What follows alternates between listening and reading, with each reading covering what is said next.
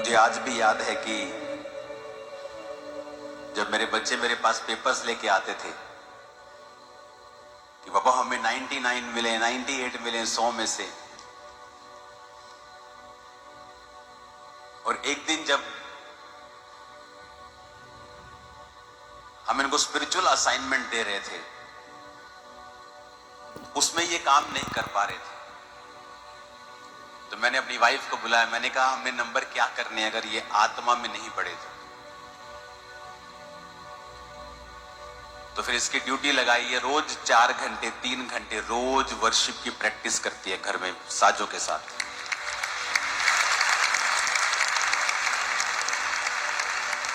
Bible college के teacher इसे बच्चों को स्पेशल बाइबल टीचिंग देने के लिए आते हैं रोज। आईसीएसई बोर्ड की ये पढ़ाई भी करते हैं।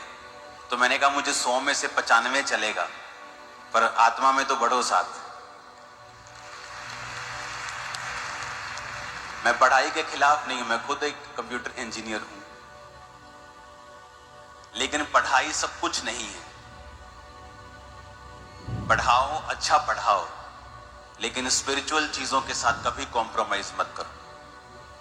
तो अगर आप आत्मा में कामयाब हो गए, स्पिरिचुअल कनेक्शन बन गया, आप दुनिया में कभी फेल नहीं हो सकते,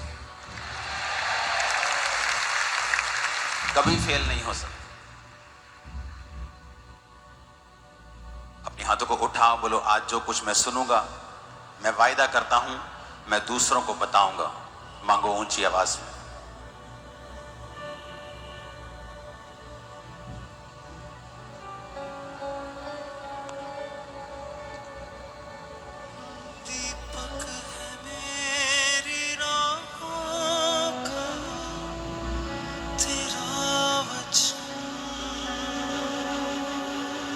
उजाला है निगाहों का तेरा वचन, दीपक है मेरी राहों का तेरा वचन,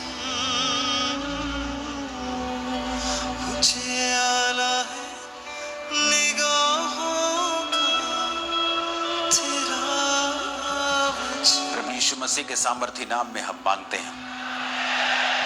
जितनी ताकत है हाथ में तारीफ कर दो खुदा।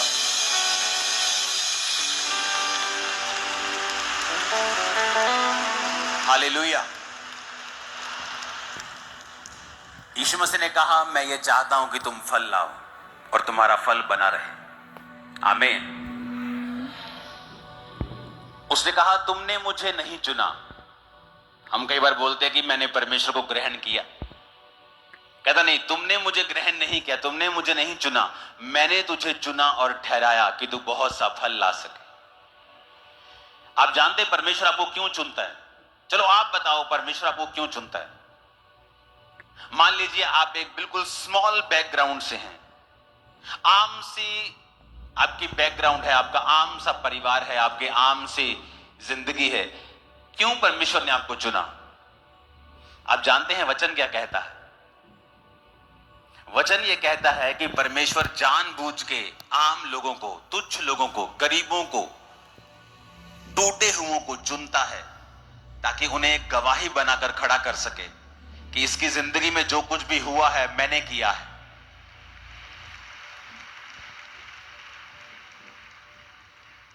आज मैं ये नहीं कह सकता कि मैं कंप्यूटर इंजीनियर हूं तो मैं बड़ा अच्छा बोलता था, परमेश्वर ने मुझे चुन लिया। इसमें तो फिर मेरी बड़ाई होगी ना कि मैं बड़ा चालाक था तो प्रभु ने चुन लिया। जब मैं परमेश्वर में आया हूं मैं मेंटली अपसेट था, आम लोगों में बैठकर बात भी नहीं कर सकता था, बिना दवाई और नशों के नहीं जी सकता था। प्रीच करना तो दूर की बात, आम लोगों में कन्वर्सेशन जब होती थी कि मेरे दादाजी को हार्ट अटैक हो गया, मेरी नानी मर गई, मेरी नानी को बीमारी हो गई, तो मेरे को अटैक्स शुरू हो जाते थे, मैं उनमें बैठ नहीं पाता था। तो परमेश्वर ने कहा मैंने जगत के निर्बलों को, जगत के तुच्छों को चुन लिया ताकि उनको जो अपने आप को कुछ समझते हैं उनको मैं शर्मिंदा करूं तुम लोगों के जरिए, तुम लोगों के द्वारा। इसका मतलब परमेश्वर जब आपको चुनता है वो इसलिए आपको चुनता है कि परमेश्वर आपकी जिंदगी में कुछ बड़ा काम करना चाहता है। उसने आपको फालतू में नहीं चुना। अभी आप जाते जाते अपने घर में जब जाएंगे तो आप पूरी, अगर सब्जी लेनी है तो पूरी रेडी उठा के नहीं ले जाएंगे आप, आपको पता है ये खराब हो जाएगी। मैं जितनी खाना चाहती हूं मैं उतना ही लेके जाऊंगा। तो परमेश्वर ने भी फालतू में आपको नहीं सिरजा है, उसने फालतू में आपको नहीं बनाया है। ऐसे लोग भी मैंने देखे हैं अपनी लाइफ में, आप उन्हें इंटरनेट पे सर्च करें आपको मिल जाएंगे, जिनके दोनों हाथ नहीं थे, दोनों पांव नहीं थे। अब शैतान उन्हें पूछ सकता है कि तेरे को परमेश्वर ने फालतू ही बनाया है तो तेरा क्या काम है, तेरा ना तेरे हाथ है ना तेरे पांव है, तो क्या तेरी नरक जैसी जिंदगी है। कुछ तू कर नहीं सकता, चल नहीं सकता, उठ नहीं सकता, खा नहीं सकता अपने आप, तू कुछ नहीं कर सकता। लेकिन परमेश्वर ने आज उसे दुनिया के टॉप प्रचारकों में से एक प्रचारक बना दिया है। आई थिंक निक नाम है उसका, आप जाके गूगल पे सर्च करना। तो यानी आपकी कंडीशन कैसी भी हो, परमेश्वर ने आपको बड़े काम करने के लिए चुना है। आप किसी भी निचली पोजीशन पे हो, कहीं भी हो, आपकी कंडीशन जितनी मर्जी बुरी हो, लेकिन एक बात पक्की है, परमेश्वर ने आपको बड़े काम करने के लिए चुना है। यह पहले दिमाग में बिठाना पड़ेगा, हां या ना। यह दिमाग में जब बैठ जाएगा कि परमेश्वर ने मुझे बड़े काम के लिए चुना है, अब करना क्या है, अब मुझे परमेश्वर के पीछे पीछे चलना है। एकदम से नहीं होगा। यूसुफ 2-4 साल में प्रधानमंत्री नहीं बन गया, दाऊद 2-4 साल में इजराइल का राजा नहीं बन गया, 30 साल की उम्र में वो 12 गोत्रों में से एक यहूदा का गोत्र का राजा बना, और 37 साल की उम्र में वो इजराइल का राजा बना। और जब वो मसा किया गया था राजा होने के लिए, शायद वो 15 से 16 टीन एज के बीच में था वो। तो कितने साल लगे उसे उस दर्शन को पूरा होते हुए देखने के लिए, पर उतने साल क्या किया उसने, उतने साल वो मसे में बढ़ा, अभिषेक में बढ़ा, परमेश्वर के संग संग चलता रहा। दुखी भी रहा होगा, परीक्षाओं में भी रहा होगा, लेकिन उसने परमेश्वर के वचन के साथ कॉम्प्रोमाइज नहीं किया। आज 2 बार वीजा रिजेक्ट हो जाए तो आदमी व्यभिचार करने चला जाता है, 3 बार किसी ने वीजा रिजेक्ट कर दिया तो दारू पीने चला जाता है। उसका परमेश्वर के साथ कोई भी संबंध नहीं है, उसे लगता है कि यही चीजें मेरे लिए आशीष हैं। वो परमेश्वर की उपस्थिति को समझता नहीं। एक बात आपको दिमाग में रखनी होगी कि अगर परमेश्वर ने आपको चुना है तो उसने आपकी लाइफ में बड़े काम करने के लिए आपको चुना है, और वो कुछ बड़ा आपकी जिंदगी में करना चाहता है, इसमें कोई शक नहीं। अब परमेश्वर जा रहे थे और रास्ते में जब पेड़ दिखा अंजीर का, तो परमेश्वर ने कहा रुको मुझे भूख लगी, और जब पेड़ के पास गए तो फल नहीं था, और वचन कहता है फल का समय नहीं था। फल का समय नहीं था तो परमेश्वर को बोलना चाहिए ठीक है समय नहीं है। अब मैं सर्दियों में आम के पेड़ के पास जाऊंगा तो आम का पेड़ तो फल रहित होगा, तो मैं क्या कर सकता हूं। लेकिन बाइबल कहती परमेश्वर ने उस पेड़ को कहा सूख जा, अब से तेरा फल कोई ना खाए। क्यों? क्योंकि अंजीर के पेड़ की खासियत है जब वो पत्ते देता है तो फल भी देता है। तो वो धोखा दे रहा था, पत्ते तो दिखा रहा था दूर से कि दूर से पत्ते देके यीशु मसीह पास तो आए, लेकिन फल नहीं था। तो हमें ऐसे विश्वासी नहीं बनना है जिनका हालेलुया आमीन तो ऊंचा हो, लेकिन अपने कर्मों से वो हालेलुया और आमीन का इनकार कर रहे हो। कि मुंह से तो हालेलुया ऊंचा है कि यहोवा की स्तुति हो, लेकिन अपने कर्मों से वो शैतान की स्तुति कर रहे होते हैं। अगर यहोवा की स्तुति हो तो व्यभिचार तुम्हारी जिंदगी में फिर क्या कर रहा है, चोरियां तुम्हारी लाइफ में फिर क्या कर रही हैं, निंदा चुगली तुम्हारी लाइफ में फिर क्या कर रही है। अगर यहोवा की स्तुति हो, अगर हालेलुया बोलना है तो अपनी जिंदगी को हालेलुया के जैसा करना भी है। कि जब परमेश्वर तुम्हारा हालेलुया और आमीन देखे, तुम्हारी प्रार्थना को सुनकर तुम्हारे पास आए, तो उसे तुम फेक पेड़ की तरह ना दिखाई दो कि जिसके पत्ते तो हैं, जो ऊपर से अपने आप को धर्मी तो दिखा रहा है लेकिन अंदर से धर्मी नहीं है। हालेलुया। अब आपको यह समझ आ गया कि परमेश्वर ने मुझे चुना है, मैंने उसे नहीं ग्रहण किया, उसने मुझे चुना है, और इसलिए चुना है। प्रभु कहता मैंने तुम्हें चुना है और ठहराया है कि तू बहुत सा फल लेके आ।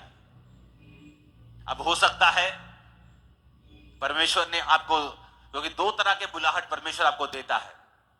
पहली बुलाहट सबकी एक है, जो मत्ती में लिखा है कि जाओ और सब जातियों को चेला बनाओ और सुसमाचार सुनाओ। अगर आप डॉक्टर हैं, आपकी बुलाहट यही है। अगर आप इंजीनियर हैं, आपकी बुलाहट यही है। आप एक रिक्शा वाले हैं, आपकी बुलाहट यही है। सबकी बुलाहट है कि जाओ और सब जातियों को चेला बनाओ और उन्हें बाप बेटा पवित्र आत्मा के नाम से बपतिस्मा दो। सबकी बुलाहट है ये। कोई नहीं कह सकता कि मैं बिजी हूं, मैं बिजनेसमैन हूं, मेरी वाइफ करती है, कोई नहीं कह सकता, क्योंकि ये परमेश्वर का हुक्म है। दूसरी बुलाहट है कि परमेश्वर ने आपको इस दुनिया में काम करने के लिए भी भेजा है। दूसरी बुलाहट यानी आपकी पहली बुलाहट सुसमाचार की है, उसको सपोर्ट करने के लिए परमेश्वर आपको बिजनेस देता है, किसी को जॉब देता है, किसी को कोई काम देता है, वो आपकी दूसरी बुलाहट है। आप डॉक्टर हैं, इंजीनियर हैं, बिजनेसमैन हैं, आप किसी कंपनी में हैं, वो आपकी दूसरी बुलाहट है। लेकिन पहली बुलाहट सबकी एक है कि उन्हें परमेश्वर का काम करना है। और तब जब हम परमेश्वर के संग चलना शुरू करते हैं और में ये वचन समझ आता है, क्योंकि अगर वचन समझ में आ जाए ना, वचन अगर खाने पड़ जाए और अंदर स्पिरिट में हम इसको लेकर खा लें, यहोजकेल की पुस्तक में लिखा, परमेश्वर ने कहा इस पुस्तक को ले और इसे खा जा इसे, आंतड़ियां इस भर ले अपनी और इसे पचा ले। लिखा वो पुस्तक उसके मुंह में शहद के समान मीठी लगी। क्यों कहा परमेश्वर ने ऐसा? क्योंकि वचन को समझना और उस पर मनन करना, मनन का मतलब है अपना ध्यान उस पर लगाना कि प्रभु मुझसे कहता है। मैं लाखों की भीड़ से बात नहीं कर रहा हूं, मैं आपसे कर रहा हूं। प्रभु मुझसे ये कह रहा है कि मैंने तुझे चुना है और ठहराया है कि तू बहुत सा फल, यानी तेरी जिंदगी में बड़े अच्छे अच्छे रिजल्ट होंगे जो मैं तुझे दूंगा। प्रभु मुझसे कह रहा है और वो आपसे कह रहा है। क्या वो झूठ बोलता है? मैंने कहा क्या वो झूठ बोलता है? क्या वो पक्षपात करता है? क्या वो मुझे कह रहा है और तुझे नहीं कह रहा है? ऐसा लिखा है बाइबल में? क्या उसने ये कहा है कि मैं ये बात सिर्फ अपने चेलों के लिए लिखता हूं?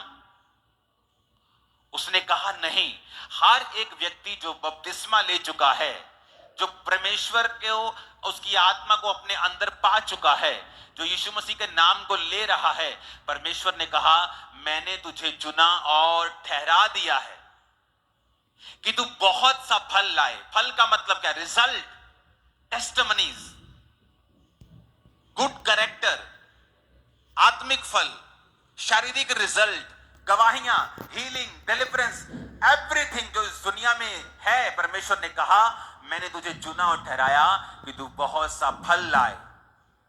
और अगर मैं इस वचन के ऊपर मनन करूं तो कि प्रभु मुझसे कह रहा है इंडिविजुअली, अकेले को मुझे, कि मैंने तुझे चुना, मैंने तुझे ठहराया कि तू बहुत सा फल ला सके, यानी आपकी जिंदगी एक्स्ट्रा ऑर्डिनरी होने वाली है।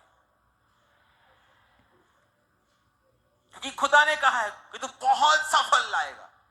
उसने ये नहीं कहा तू ठीक ठीक फल लाएगा, तू थोड़ा थोड़ा फल लाएगा, तू गुजारे योग्य फल लाएगा। उसने कहा तू बहुत सा फल लाए, तू इतना फल लाएगा। लेकिन करना क्या होगा? परमेश्वर ने कहा मैंने तुझे चुना और ठहराया। अगर एक पेड़ को फल लाने के लिए आपको बनाना है तो आपको उसे टाइम पर मिट्टी उसकी गोडी करनी होती है, उसको खाद देनी होती है, उसको पानी देना होता है। अगर आपको वो फल चाहिए जो परमेश्वर चाहता है, क्योंकि जब मैं 2004 में 5 में खुदा के दासों से मिलता था तो बोलते थे प्रभु तुझे बहुत इस्तेमाल करेगा, तो मुझे लगता है ये झूठ बोल रहे हैं, ये मुझे तसल्ली दे रहे हैं, इनको पता है कि मैं, मुझे पागलपन के अटैक होते हैं, तो जस्ट दे आर काउंसलिंग मी, वो मुझे एक तसल्ली दे रहे हैं, वो मुझे जस्ट एक होता ना कि सिंपथी के कारण किसी को बोला नहीं सब ठीक हो जाएगा और God will do it and everything will be okay, don't worry. मुझे लगता है ऐसी बातें मेरे साथ ये करते हैं लोग ताकि मैं प्रभु में बना रहूं, लेकिन मुझे नहीं मालूम था कि जो ये कह रहे हैं वो सच है। तो मैंने वो पूरा कैसे हुआ? परमेश्वर में मैं खड़ा रहा। आंधी तूफान आते हैं, पेड़ बना रहता है, अगर उसकी जड़ें मजबूत हैं, वो गिरता एक खाद की तरह काम करना, जिस तरह प्रार्थना और फास्टिंग एक खाद की तरह काम करती है, वचन पानी की तरह काम करता है, और धीरे धीरे फिर आप फल लाने लगते हैं। जिस काम के लिए परमेश्वर ने आपको अपने लहू से खरीदा होता है, परमेश्वर उसको जाहिर करना शुरू करता है, फल आने शुरू होते हैं। पहले साल थोड़े, दूसरे साल थोड़े ज्यादा, तीसरे साल और ज्यादा, छठे, सातवें, 10वें साल में आप फलों से भरे हुए होते हैं। ओ आमीन ऊंचा। तो ये फल आपकी लाइफ में एंटर कर रहे हैं, फाइनेंस में एंटर कर रहे हैं, परिवारों में एंटर कर रहे हैं, स्पिरिट्स में एंटर कर रहे हैं, सेवकाइयों में एंटर कर रहे हैं, बच्चों की लाइफ में एंटर कर रहे हैं। आमीन ऊंचा। तो ये बरकत तुम्हारी है चर्च। हालेलुया। उसने कहा मैंने तुझे चुना। कोई इंसान नहीं कह रहा है, कोई पॉलिटिशियन नहीं कह रहा, मुकर जाएगा जब पार्टी बड़ी देखेगा इधर उधर तो हो जाएगा। कोई इंसान नहीं कह रहा, खुदा कह रहा है। जिसे किसी कोर्ट में लेके नहीं जाया जा सकता, जिसके ऊपर कोई केस नहीं चलाया जा सकता, जो कभी झूठ नहीं बोलता है। जब आपको मैं बोलता हूं कि परमेश्वर कहता, बाइबल वचन कहती है वो कभी झूठ नहीं बोलता, आपको लगता है जिस तरह मैं झूठ नहीं बोलती उसी तरह प्रभु झूठ नहीं बोलता। नहीं, वो ये बात नहीं कर रहा, वो ये बात नहीं कर रहा। ये कितने का लिया? मैंने ये 200 रुपए का लिया, झूठ बोल दो। मैंने 500 का लिया। आपको लगता है ये झूठ है? हाँ ये झूठ है, लेकिन परमेश्वर उस झूठ के बारे में बात नहीं कर रहा, वो ऊपर का एक सच बता रहा है। पता है क्या? मैं कहता, आप मुझसे पूछो, मैं बोलूंगा ये क्या है, आप पूछेंगे ये क्या है, मैं बोलूंगा ये रुमाल है। लेकिन अगर परमेश्वर कहेगा ये रुमाल नहीं है, ये पूरा एक प्लेनेट है, तो ये झूठ नहीं, जो प्रभु के मुंह से निकला वो सच हो जाएगा, और ये यहां से चला जाएगा और पूरा ग्रह बन जाएगा। आप मेरी इसलिए कहते हैं वो झूठ बोल नहीं सकता। क्यों? कि अगर वो बोलेगा तो वैसे ही हो जाएगा। आप एक मनुष्य को अगर परमेश्वर के आप कितने मेरी बातों को समझ रहे हैं? इसलिए बाइबल कहती है वो झूठ नहीं बोल सकता। क्यों? वो कुछ भी बोलेगा तो हो जाएगा। इसलिए बोलते क्रिश्चियन लोगों को मजाक में भी कई चीजें नहीं बोलनी चाहिए, क्योंकि आपके जो जुबान है, आपके जो वचन है, वो आपकी जो बनावट है परमेश्वर ने अपने स्वरूप में की है। आप अपने बच्चों को श्रापित नहीं कर सकते, ये बड़ा शरारती है, ये बड़ा जिद्दी है, ये बड़ा ढीठ है, ये मेरी सुनता नहीं, नालायक है, आप नहीं कह सकते। अगर हमने किसी को ऐसा बोला होता पहले जाके हम कैंसिल करते, प्रभु जो हमने कहा वो कैंसिल है, वो कैंसिल है, वो कैंसिल है, खुदावन आगे से नहीं बोलेंगे, क्योंकि ये बीज की तरह काम करता है। तो पहले मनन करो, अपने अंदर एक वचन को बिठाओ कि प्रभु ने मुझे चुना है, मुझे ठहराया है कि मैं बहुत सफल लेके आऊं। आज के बाद आप जब चलेंगे, सिर्फ पाप आपकी लाइफ में नहीं होना चाहिए। वचन पढ़ना यानी पानी देना, खाद यानी प्रार्थना और उपवास का जीवन अगर आपका होगा, तो आपको ये दिमाग में विजन रखना है कि आप बहुत सा फल लाने वाले हो। Too many fruits, too much, आप बहुत फल लेके आने वाले हो। आमीन। मेरे को ऊंचे वाला चाहिए चर्च। Hallelujah, hallelujah. अब मेरे को यह मालूम हो गया कि परमेश्वर ने मुझसे कहा है कि मैं फल लाऊंगा, मेरा फल बना रहेगा, यह परमेश्वर की मर्जी है। लेकिन उसके लिए मुझे अब दूसरा स्टेप लेना होगा। वो क्या है? परमेश्वर की दी हुई बुलाहट में बने रहना। क्योंकि परमेश्वर जो कुछ कहता है, अगर आप उससे हटकर काम करते हैं तो फिर आप परमेश्वर के फलों में नहीं रह सकते हैं। बाइबल कहती है, योना नबी की पुस्तक 1 अध्याय उसकी 1 आयत में, यहोवा का यह वचन अमित्ते के पुत्र योना के पास पहुंचा, उठकर उस बड़े नगर निनवे को जा और उसके विरुद्ध प्रचार कर, क्योंकि उसकी बुराई मेरी दृष्टि में बढ़ गई है। परंतु योना यहोवा के सम्मुख से तरशीश को भाग जाने के लिए उठा और याफा नगर को जाकर तरशीश जाने वाला एक जहाज पाया और किराया देकर उस पर चढ़ गया और उसके साथ यहोवा के सम्मुख से वो तरशीश को चला जाए। तब यहोवा ने समुद्र में एक प्रचंड आंधी चलाई और समुद्र में बड़ी आंधी उठी कि जहाज टूटने पर था। मल्लाह लोग उठकर अपने देवता की दुहाई देने लगे और जहाज में जो व्यापार की सामग्री थी उसे समुद्र में फेंकने लगे कि जहाज हल्का हो जाए। परंतु योना जहाज के निचले भाग में उतरकर सो गया था और गहरी नींद में पड़ा हुआ था। तब मांझी उसके निकट आकर कहने लगा, तू भारी नींद में पड़ा हुआ क्या करता है? उठ अपने देवता की दुहाई दे। संभव है कि ईश्वर हमारी चिंता करे और हमारा नाश ना हो। तब उन्होंने आपस में कहा, आओ हम चिट्ठी डालकर जान लें कि ये विपत्ति हम पर किसके कारण पड़ी है। तब उन्होंने चिट्ठी डाली और चिट्ठी योना के नाम पर निकली। तब उन्होंने उससे कहा, हमें बता कि किसके कारण ये विपत्ति हम पर पड़ी है। तेरा बिजनेस, तेरा उद्यम क्या है? तू कहां से आता है और तू किस देश और किस जाति का है? योना ने उन भाइयों से कहा, मैं इब्री हूं और स्वर्ग का परमेश्वर यहोवा जिसने जल स्थल दोनों को बनाया है उसी का भय मानता हूं। तब वे बहुत डर गए और उससे कहने लगे, तूने ये क्या किया है? वे जान गए थे कि वो यहोवा के सम्मुख से भाग आया है, क्योंकि उसने आप ही उनको बता दिया था। तब उन्होंने योना से पूछा, हम तेरे साथ क्या करें जिससे समुद्र शांत हो जाए? उस समय समुद्र की लहरें और भी बढ़ती जाती थी।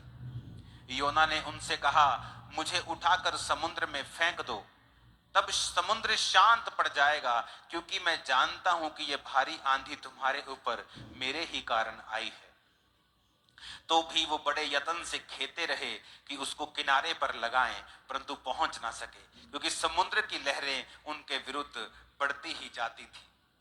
उन्होंने यहोवा को पुकार कर कहा, हे यहोवा, हम विनती करते हैं कि इस मनुष्य के प्राण के बदले हमारा नाश ना हो, ना हमें इस निर्दोष की हत्या का दोषी ठहरा, क्योंकि हे यहोवा, जो कुछ तेरी इच्छा से था तूने वही किया है। तब उन्होंने योना को उठाकर समुद्र में फेंक दिया और समुद्र की भयानक लहरें थम गईं। तब उन मनुष्यों ने यहोवा का भय माना और उसको भेंट चढ़ाई और मन्नतें मानी। यहोवा ने एक बड़ा मच्छ ठहराया था कि वो योना को निगल ले, और योना उस मगरमच्छ के पेट में 3 दिन और 3 रात पड़ा रहा। अब यहां पर परमेश्वर अपने एक दास को कहता है कि बेटा जा और नीनिवे नगर को जाके उनके बारे में प्रचार कर। तू उनको प्रचार करके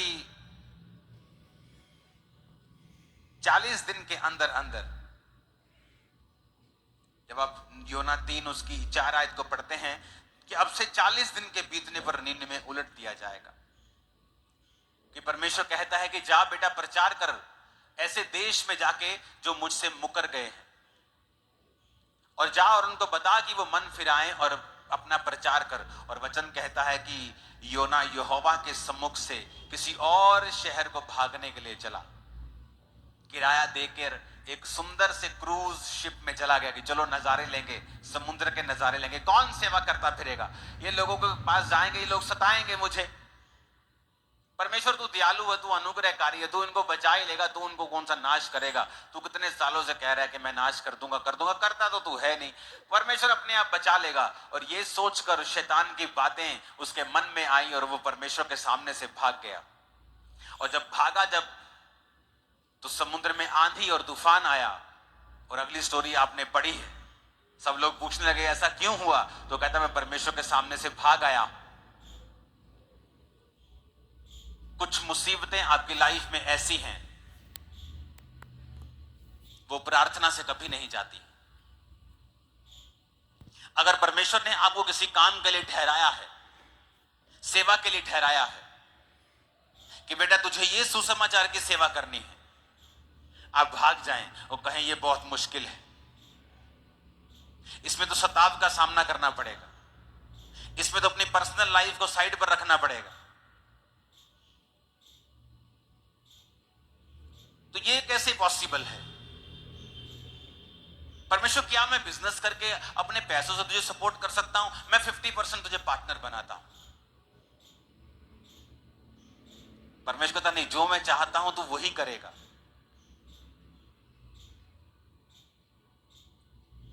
इमेजिन करो, जब उसने दिमाग में सोच लिया कि मैं नहीं जाऊंगा, मैं प्रचार नहीं करूंगा, उसे कुछ नहीं हुआ, बल्कि उसे और रिलैक्स फील हुआ होगा। हाँ रिलैक्स, मजा आ गया, थोड़ा बोझ कम हुआ।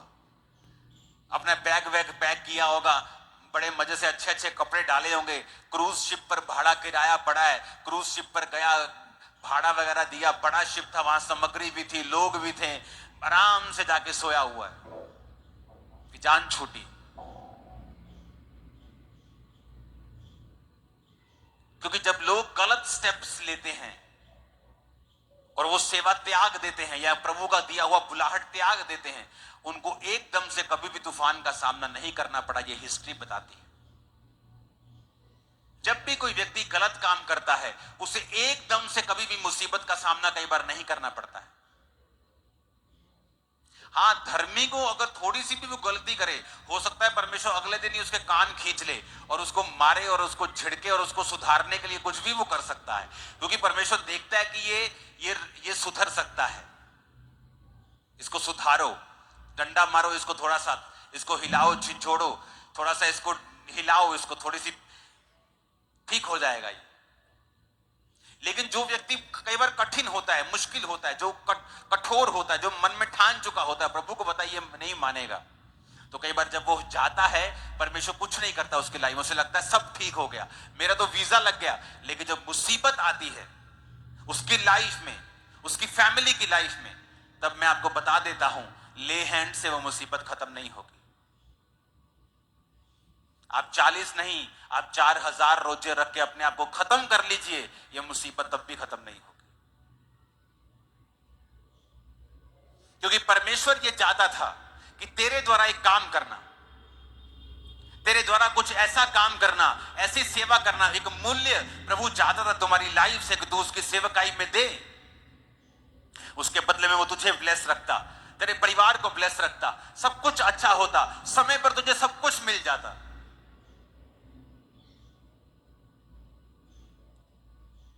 लेकिन जब हम परमेश्वर से हटते हैं और योना नबी की तरह काम करते हैं, फिर आता है एक टर्निंग पॉइंट, जहां लाइफ में फिर मुसीबत एंटर करती है। और मैं आपको बताना चाहता हूं, अपने पास्टर को इस मुसीबत के लिए कृपया तंग ना करें, क्योंकि ये मुसीबत ले हैंड से जाने वाली नहीं है, ये मुसीबत तुम्हारी तौबा की वजह से जाएगी जो तुम करना नहीं चाहते हो।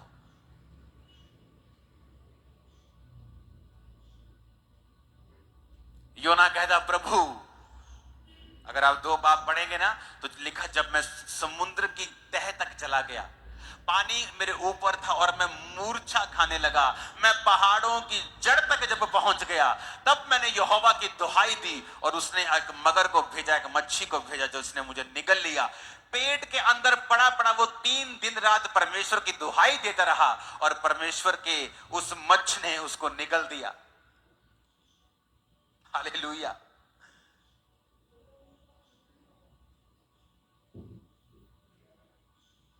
जब तौबा की कि परमेश्वर मुझे माफ कर दे, मैं जाता हूं, तो परमेश्वर कहता है, पहले तुझे मालूम नहीं था, तो पहले अगर जाता तो इतने छितर ना खाता, तू इतनी मुश्किलें तुझको ना आती, तूने दूसरों का भी नुकसान करवाया। व्यापार की वस्तुएं, उसमें घी होगा, उसमें चावल होंगे, उसमें क्या क्या व्यापार पुराने जमाने में होता, कपड़े होंगे, सारा कुछ समुद्र में फेंका, फाइनेंशियली नुकसान किया, दूसरों का नुकसान किया। कुछ परिवारों का नुकसान होता है जब उनके बच्चे सेवा छोड़ते हैं, लेकिन तब वो नहीं बोलते, आने दो आने दो, अब घर आ गया, मेरे घर का काम करेगा। भाई साहब, वो घर का काम नहीं करेगा, वो नुकसान करेगा। क्यों? क्योंकि वचन ऐसा कहता है कि यहोवा के घर में, उसकी सेवा में जो आशीष है, पीछे मुड़ने पर वो श्राप है, क्योंकि प्रभु उसी श्राप से तुम्हें बचाना चाहता है, इसलिए वो तुझे सेवा के लिए बुला रहा है। अगर मैं सेवा ना करता, मैं जीवित नहीं रहता, मुझे मालूम है। तो परमेश्वर ने उस कर्ज को खत्म करने के लिए मुझे कहा, अगर तू सेवा करेगा वो कर्ज खत्म हो जाएगा।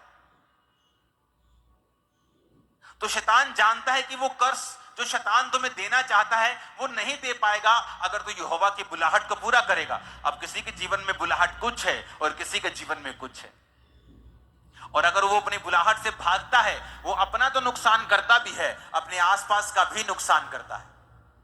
फिर आप ले हैंड करवा लो, आप 40 रोजे रख लो, 80 रख लो, 120 रख लो कि हील हो जाए, डिलीवर हो जाए, ये मुसीबत चली जाए, वो नहीं जाने वाली, क्योंकि वो मुसीबत सिर्फ तौबा से जाएगी। जो कार्य प्रभु ने दिया उसे पूरा करने पर ही वो जाएगी। लेकिन ईगो रास्ते में आती है और वो ईगो के कारण लोग मारे जाते हैं। पारिवारिक मेंबर्स का नुकसान होता है, फाइनेंस का नुकसान होता है, जीवन का नुकसान होता है, बुढ़ापे में और अधिक उनको तकलीफों का सामना करना पड़ता है। वो सॉन्ग है ना, खुदाया तेरी रूह तो मैं भला ना सके किधर जाऊं, कि तू सब तरफ है, मैं कहां जाऊं। आसमान में चढ़ू तू है, समुद्र के नीचे तू है, हर जगह तू है। कभी परमेश्वर की बुलाहट से भागो मत, क्योंकि जब आप बुलाहट से भागेंगे तो परमेश्वर का कोई भी नुकसान नहीं होगा। आपकी जगह आपसे बेटर पर्सन उस जगह को ले लेगा, उस भवन का भी नुकसान नहीं होगा। परमेश्वर अपने काम को कर लेगा, प्रभु का नुकसान भी नहीं होगा। नुकसान एक ही व्यक्ति होगा, जो आप होंगे या आपकी फैमिली होगी। क्योंकि अगर आप बुलाहट को पूरा करते हैं तो परमेश्वर आपके जीवन में वो सारे फलों को देता है जो परमेश्वर ने आपकी लाइफ में सोचे हुए हैं। हालेलुया। कितने मेरी बातों को समझ रहे हैं? अपने हाथों को उठाओ, ये सॉन्ग गाना, ये खुदाया तेरी रूह। उठाओ अपने हाथों को, हिलाओ। खुदाया तेरी रूह तो मैं भला न सके किधर जावा, हजूरी तेरी तो छिप के मैं केरी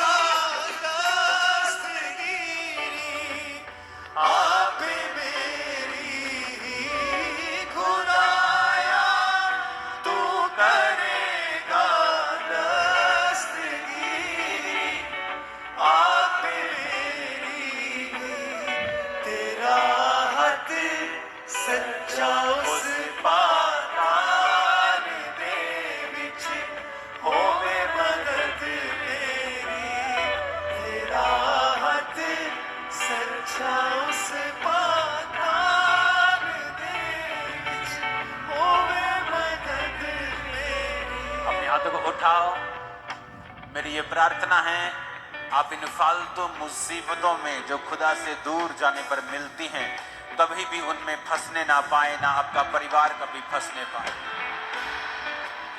और खुदा ने जो आपको आज रेमा वचन दिया है कि मेरी बेटी, मेरे बेटे, मैंने तुझे चुना है और ठहराया है कि तू बहुत सा फल लेके आए और तेरा फल बना रहे। आज से आप रोज मनन करेंगे कि खुदा ने डायरेक्ट मुझे चुना है,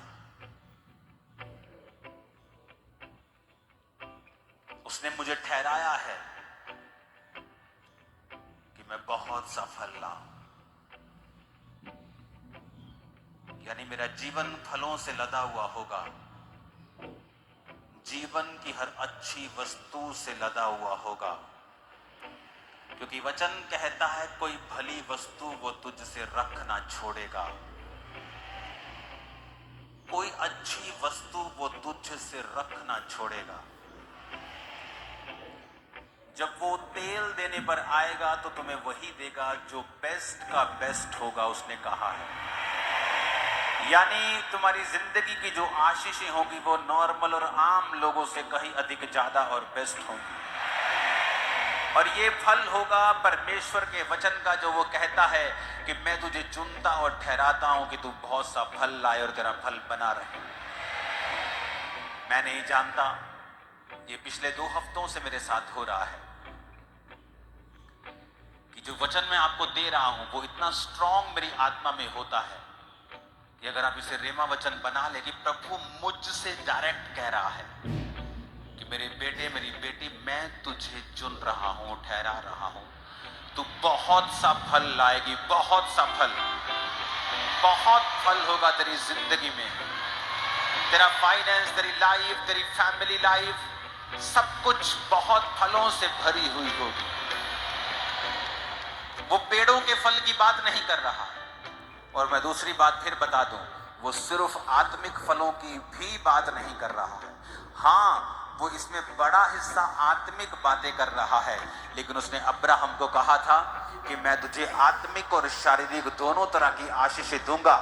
और अब्राहम के वंश से प्रभु यीशु पैदा हुए हैं ताकि अब्राहम की आशीष अन्य जातियों तक पहुंचे। जो लोग यीशु को ग्रहण करेंगे वो भी अब्राहम के वंश के ठहरे, क्योंकि प्रभु ये चाहता था कि तुम्हारे पास आत्मिक और दुनियावी दोनों तरह की आशीषें बहुतायत से हो। तो आप समझ लेना, अगर आप यहोवा के संग चलेंगे और भागेंगे नहीं, उससे दूर नहीं होंगे, और अगर आप फेक लाइफ नहीं जिएंगे, और अगर आप ऐसा जीवन जिएंगे जो खुदा को खुश रखता है, तो परमेश्वर कहता है तू बहुत सा फल लाएगा और तेरा फल बना रहेगा। In the name of Jesus, फलों को लाओ। Be multiply and be fruitful in Jesus' name.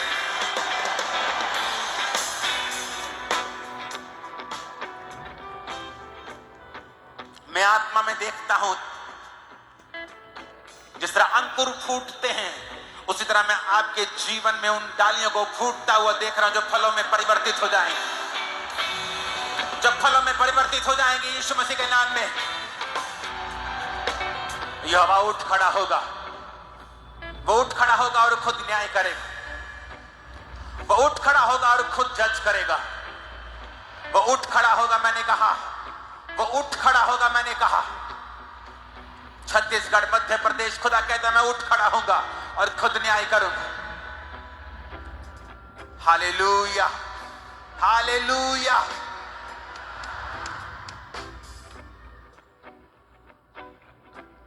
इस वचन को रेमा बना लेना कि खुदा मुझसे कहता है कि मेरी जिंदगी इतने रिजल्ट से भरी हुई होगी, इतने फलों से भरी हुई होगी जो गिनती से बाहर होंगे, रखने की जगह ना होगी। उसने कहा मैं तुझे इतनी आशीष दूंगा। अंगीकार करो, आई एम ब्लेस्ड। जो कुछ भी आपका है उसका नाम लेकर उसे ब्लेस करो। अंगीकार करो, बच्चों के लिए, फाइनेंस के लिए, नौकरी के लिए, जो फाइनेंस, जो काम आप करते हैं, सेवकाई जो आप करते हैं, सब चीजों को ब्लेस करो।